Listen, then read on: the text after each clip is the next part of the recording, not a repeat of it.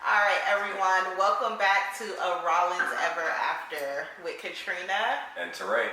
So today we're going to talk about how do you know if marriage is right for you. I don't think it's right for everybody, and I don't think it's right for everybody at certain times. So you may not be ready now, but it may be certain things you can do to get yourself ready. And some people, they just don't want to be married at all, and that's perfectly fine. I think we all kind of grew up being told that we should strive for marriage. You know, it's sort of a societal norm, but we're not really taught to really think about, okay, what does marriage mean? What does that mean that I have to give to the marriage? So we just want to discuss a few of those points today. Oh, and I know I also mentioned last week we will also talk about what to look for in a potential partner. I don't want the video to be too long. We're just going to focus on the first part. How do you know marriage is right for you? And then if you determine that it is right for you, then next week we'll talk about what to look for in a potential partner. So I think it's great that we have these type of conversations because I know a lot of times as women, we just talk amongst each other. And even me saying, you know, I grew up knowing I wanted to be married. I think that's a very female point of view. Yeah. Yeah. So I don't know, you know, if it's the same for men. So what do you have to say on that? I will say it's different. I can only speak for myself.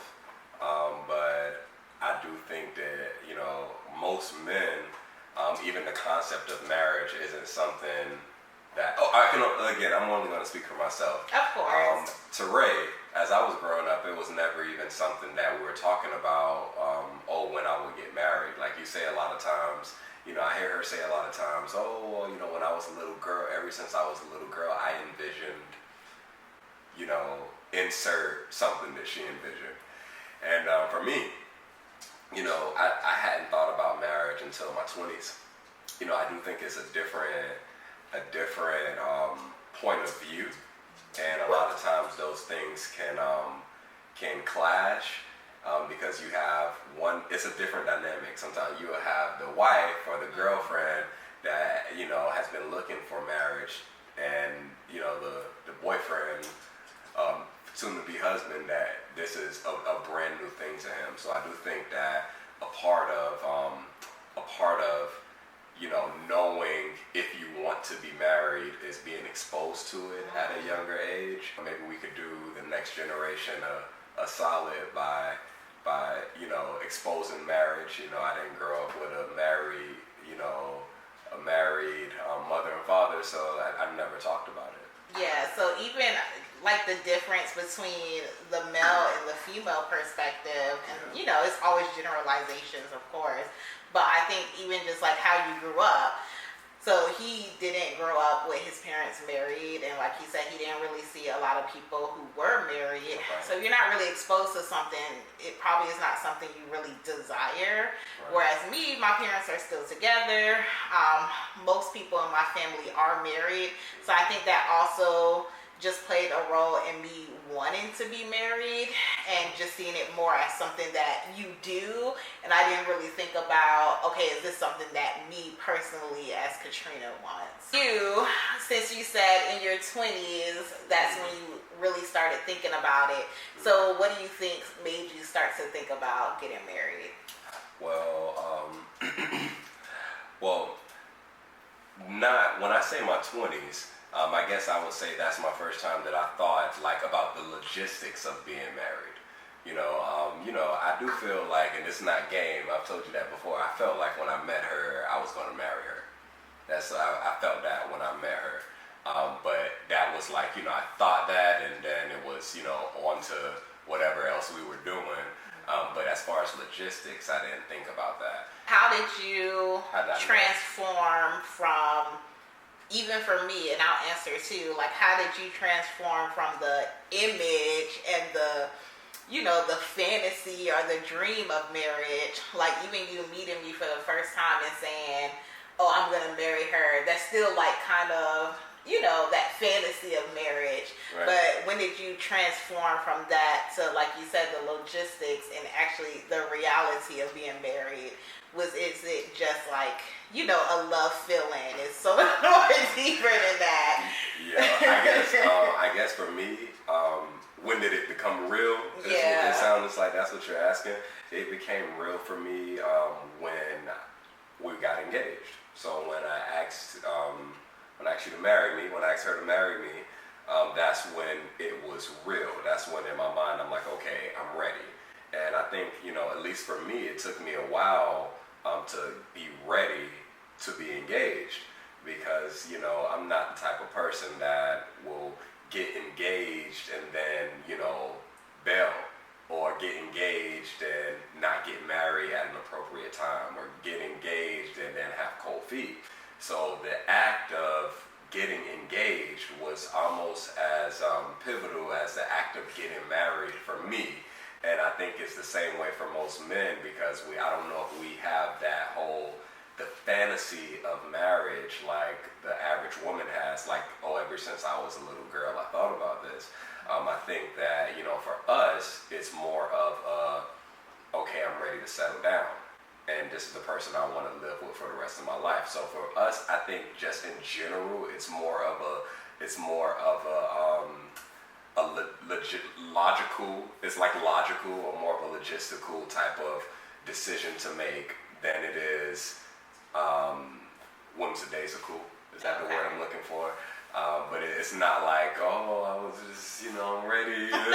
It's not like that. It was just more like, okay, I'm ready. I can do this. I'm ready to be 100% all vested into this person. And, you know, now I can, you know, get on one knee and ask you to marry me. And, you know, since, you know, at that point I felt like we're married. The wedding, we didn't get married in my mind. In my mind, I was married when I gave you the ring. Yeah, because you made that commitment. So that definitely makes sense. Yeah. I know I can speak for me as a woman. Yes, we love the commitment of being engaged, but you still have to sign that. Oh yeah. Marriage certificate. Nice. Like, you know, some people be engaged for 10 years. Oh yeah. So forever engaged. yeah, so the commitment of getting engaged is real, but we also need the real marriage. Sign them papers. Yes. Okay. To feel that security and stability. Absolutely. But how did you know you were ready then to get engaged? I knew I was ready. I basically had put myself like, okay, you know, I thought about it. I said, am I mentally ready? Am I financially ready? Because, you know, you never want to, I feel like when you are getting married, you're partnering with someone, not just, you know, physically, not just emotionally, but, you know, financially, you know, am I ready? Am I ready to get married? And I felt like I had been working on my own. I had my own place. I had money in the bank. You know, I felt like I could take care of someone else, even though you didn't need me to take care of. Right. You know, a force in your own right. You know, you were forced by yourself. But I felt like, you know, I could take care of you. I felt like I could be a husband. You know, I wouldn't wanted to have gotten married if I didn't have a job, or if I was, you know, homeless, or having all types of other random issues. So that was one thing, again, like that. Mentally, I felt ready. You know, I wasn't fantasizing or wanting to, you know, having other, you know, I wasn't thinking about other women. I wasn't thinking, you know, I was ready. Like, I was mentally ready. Yeah, What about you? What would you say? Yeah, I think the financial part and just looking like at your debt and all of that. So, you know, even though he could take care of me, I still like being able to bring my own financial stability to the table. So I always knew I had to finish school. I was in school forever, I feel like. Yeah, I didn't graduate until 25. Yeah. So I wanted to be done with my school, have my degrees, have my career. So that was very important to me. I wanted to be set because if anything did happen, I wanted to have my own career and my own life, that I could sustain myself in case, anything did happen to him or anything like that. So I do think as women, that is something important we should think about. I think, whatever, everyone's different, but I think some people, they go into marriage like, oh, the man need to take care of me, he just pay all the bills, and I just think marriage is teamwork, and you're building something. So it's very hard to build something if you're not bringing something to the table as well. So that was important for me. And you know what? Funny thing, to piggyback off of that, let me tell you something. Just so you know, a man that can take care of you, this is for women, a man that can take care of you don't want a woman with that type of attitude at all. You want a type of woman that you will take care of her, you can take care of her, but you don't want a woman that make you feel like that's your only role. That's your only value that you have. Like, it's not that she love you, it's not that, that she, see any other value in you than, oh, you got to take care of me. So the fact that she was so independent, and was able to do all those things on her own was a big, another thing that made me say, okay, this is my person. This is someone who's an equal, because, I feel like I was searching for an equal. I wasn't searching for, a child. So, that's one other thing too, maybe to look deep inside yourself and maybe ask, for both, not just men, not just women or men, for both. Like, are you a dependent, or are you trying to be a partner? So I do think that's something important too. Yeah, definitely. Because like I said, you're trying to build something. I see marriage as a way to acquire property, which we have done, building something for our future children, creating a legacy. So if I'm already coming in, or if he's already coming in as a dependent, it's hard to... Women can be scrubbed too, just so you know. And so can men. So it's hard to do that if, one person is already lacking. Yeah. Being a partner, being equal is very important. So I have 2 points on that. So one, not to say that you can't struggle. People definitely do struggle at different times. And that was the other point I was going to make. When you get married, you have to be ready to go through those rough times. So you shouldn't just marry because somebody has a good job, because that can always change in the blink of an eye. You shouldn't just marry because someone's in perfect health and looks a certain way, because that also can change. So you have to be willing to accept these things, like how the vows say, in sicker in health, richer in poor. You have to be ready to go through these obstacles with your partner, and that's why it's important for you guys to be partners. Right. You shouldn't always be the only person who's down and needs to come up.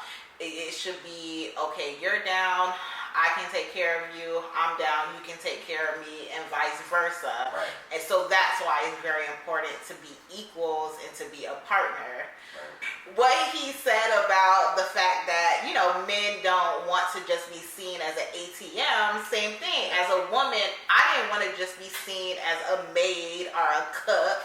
I wanted to be seen as more than that. No problem if that's what you want to do. This is our story, and us as two successful people in a marriage. So this is what we were looking for. Right. But me personally, I didn't just want to be seen as a baby maker or a chef or a maid. I also want to be seen for my intellect and as a business partner. It's very important for me to have businesses. So that's something I'm really looking into in this decade. So if a man can't even see me as more than just a domestic worker, how could he see me as a business partner? Yeah. So I think we kind of really touched on that one. Let's see. I had some other points. Make sure you're taking a drink too every now and again. Don't make me just look like an alky. Oh no, I am. Last time you had me taking all the drinks. Oh, okay. I probably was just nervous last time. Okay, ask yourself before you get married is, okay, are you at a point where you're ready to compromise? Or are there still goals that you really need to achieve for yourself? And I'm talking about goals to where if something did get in the way, you would regret not having those goals achieved. So like I said, for me, I needed to be done with school completely. So that was like a non-negotiable for me. But like a compromise for me, I always dreamed of traveling the world, but I always saw that as something that I did with Teray. He was always in the picture with that. It wasn't that I saw myself just gallivanting around the world, which I did for many years before we got married. But ultimately, my main dream was to travel around the world with someone I love. Do you have certain things that you want to do that don't include another person? Because if that's the case, you should do that before you get involved with another person, because they may not align with these goals that you have. And I think it's a wonderful compromise too. Just the example you used of us, it's a wonderful compromise. Just to dig a little deeper into that, again, we've been dealing with each other for years. She always used to travel. Before traveling was cool, before everyone, was showing their passport, she was traveling. She was traveling when I would be afraid. I would be like, oh my gosh, she's going to this place by herself.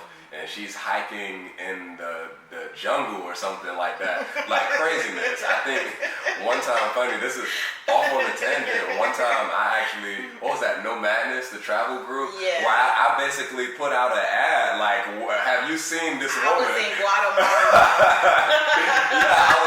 I was like, have you seen this woman? And they basically found a way. Next thing you know, she found a way to get back to me. I'm like, what is going on? I think I hadn't talked to her in a few hours, and I'm like, she said she in the jungle. I don't know what's going on. I was looking at Mayan ruins. She was looking at Mayan ruins, and I was down here in Miami, scared shitless. But basically, where I was going with that was that, all those years she had been traveling, and I honestly could never see myself going and leaving my family and, living all over the world on a full-time basis. I never could see that. It just wasn't something I was exposed to. And, for me, what seemed like the life was just having this super successful life. Me and my wife and my kids were successful in being able to do all the things that we want as far as financially have that stability, because I grew up with no stability. So the perfect compromise was us together, because now we travel all around the world. Well, not right now. We're not traveling, and we don't advise you to travel either, but we travel all around the world, and we're still secure. We still have a home to come back to. We still have the time with our family. So basically, we took those two dreams and basically compromised, and that's what you're seeing. The product that you're seeing right now is a long, negotiation that unsaid though. I don't think we ever really talked and said this is how we're going to do it. But knowing what I want and knowing what she wanted together, we came up with this life. So make sure that you're compromising, even if you're not, actually saying it. Make sure that you're tailoring yourself to fit the vision of this person as well, because you have to bend also. And see, like how he said he didn't grow up with stability, so that's what he craves, which I definitely understand. I grew up with so much stability and structure. I crave chaos and uncertainty. So He definitely keeps me grounded. I need someone like that because if not, then who knows? I probably would have joined the circus or something. But I feel that he also needs me for fun, and not just be too serious all the time. Yeah. So I think it's a good balance. So the person doesn't need to be exactly like you, but I think as long as you guys are willing to compromise and merge your dreams, and that's what I take from the conversation we just had, that we were able to merge our dreams together to create an even better dream. So like we said before, you're building, and you're only able to do that if you have two individuals who come to make one, not, two people who are half people and still struggling to find themselves, still struggling to be financially secure. Like, it's very hard to create something beautiful out of that. So you really want to be a whole individual who has achieved your own goals, who have your own dreams, and then you can merge with somebody else who also has achieved their own goals and have their own dreams. Another thing that may be, a small issue, or you may not think is that big of an issue, but can present itself as something significant later on in the marriage. So you would definitely want to think about this as past trauma and, mental issues, things like that. You want to ask yourself, how well do I know this person? And are you comfortable with this person's demons? Because, everybody has baggage, everybody's been through a whole lot. And are you comfortable with that person's demons? And what do you think about that? Yeah, we all have that for sure. So I think like what I said before, I think a lot of people go into marriage just thinking about the happiness, the fun, the lust, like all these things. But it gets real. And it's going to be situations where it's not a fun ride. Either together, even just what's going on right now with the coronavirus, the pandemic, that's not fun. But even just individually, you have to be willing to make it through certain conflicts and obstacles, not only just between the both of you, but also things that could go on in the world. Like when we first got our house, we had a lot of issues with the house. So that was conflict.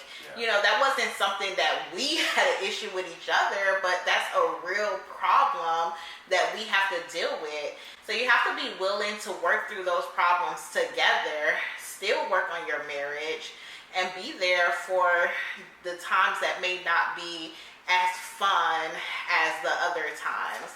So you have to be willing and ready to go through that. All in all, we said a mouthful, but there's a million different things that you want to ask yourself. You want to make sure you've asked your partner, and you know about yourself, and you know about your partner when you're, thinking, is it time, or, are you ready to get married? So these things, you want to know, how do you view marriage versus how your partner views marriage. Maybe you two view it differently.